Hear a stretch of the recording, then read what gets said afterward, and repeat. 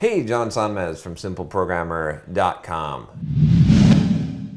So I got this question from Kent about the Pomodoro technique, which as you might know, I am a big proponent of. I follow that technique. I have kind of my own version of this with using the Kanban flow, but I often get some questions about how I execute this. So Kent says, I recently finished reading your book on soft skills and wanted to start by congratulating you on such a fine piece of work.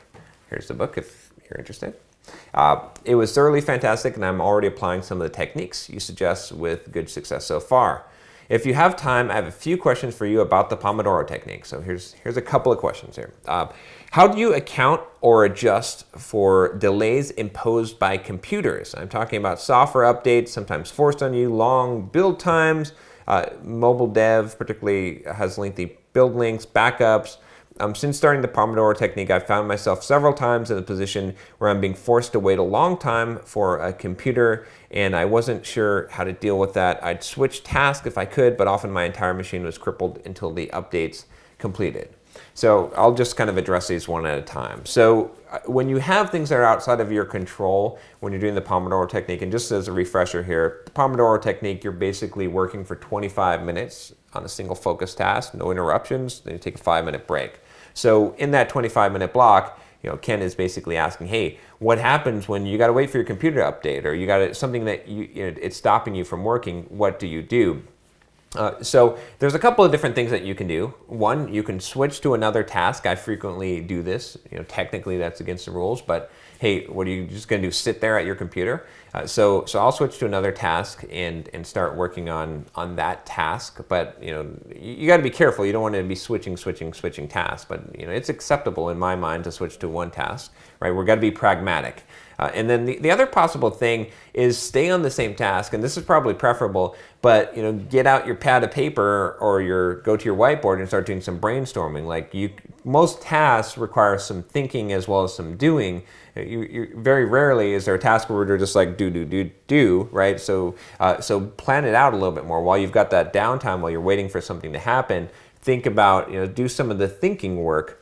And usually you can figure that out if you think in those terms. You can usually figure out how you can do that. So but overall, number one, be pragmatic about it. Just don't sit there and wait in front of the computer because you're supposed to follow these rules of the Pomodoro technique. That's not very pragmatic. And then he asks, what about problems with third-party software? I've been hit by several bugs and third-party dependencies, including my dev tools themselves. I've had to go on major tangents to get those issues fixed and felt like I was straying from my goals. Even though I guess I wasn't, they would just take me longer. So again, this is, you can apply this generally when you're sitting there doing a Pomodoro. Things that are outside of your control are going to happen, right? You're going to go on some tangents, but the idea is to minimize this as much as possible, right? And when you recognize that something that is going to be a new task that's going to take you a longer amount of time, then plan that out. And you might not have to do it immediately. So, for example, suppose that you're working on your task, your Pomodoro, and then all of a sudden you have some kind of bug and a third-party component, and you've got to go and fix that thing in order to finish your task. At that point, you want to figure out, first of all, what's the minimal thing that you need to do to get your task done. So can you do some kind of workaround or something in order to accomplish what you're trying to accomplish? If you can't, and when you do that, you might be able to create a new task that you're going to work on to fix that thing later, or to fix it the right way later so that it doesn't interrupt that flow. And if you can't, then you just have to accept reality, again, being pragmatic, and realize that you're going to have to go down this road and things are going to take you longer than you expected. But that's where you replan. So if you've planned out your day, you get new information and you realize that I have 2 hours, this critical task, or 2 hours worth of debugging that I'm going to have to do. You have to replan your day. You have to sit there and make it match reality. You can't force things that, you can't artificially force things. So replan your day is probably going to be the answer in most of those cases. And then he says here, what about random little things that require awaiting a third party? So again, the same thing here. I'm not going to go into the details here. So he does mention though that if you had something that's going to take a week later, how do you handle this? I schedule it in my calendar and I move on, call that task complete. You can only set work for you that you're actually going to be able to accomplish. So don't try and don't try and control the world. You can only control you. So in those times when you know that you're going to wait on someone, mark your responsibility of what you're supposed to do. That's your task. Your task shouldn't be the entire thing that needs to be accomplished, but the thing that you need to do. That's the key component, and then you can mark something in your calendar to follow up, or you can use various programs that will auto follow up for you. And then another question, why does the Pomodoro timer on Kanban flow anyway not have a pause? Am I missing something? What about when you need the bathroom? Well, okay, so it's 25 minutes and 5 minutes, right? So you're an adult. You can hold you should be able to plan out 25 minutes and 5 minute break. So so you're not supposed to pause the thing, right? It doesn't have a timer because you're not supposed to have interruptions. You're not supposed to let the interruptions happen. So if you have a problem, obviously if you have an emergency, you got to go to the bathroom, forget about the timer, right? But hopefully, I would hope that you can plan your day so that you can not go to the bathroom for 25 minutes and then, in the 5 minute break, go to the bathroom. So, okay, enough said about that.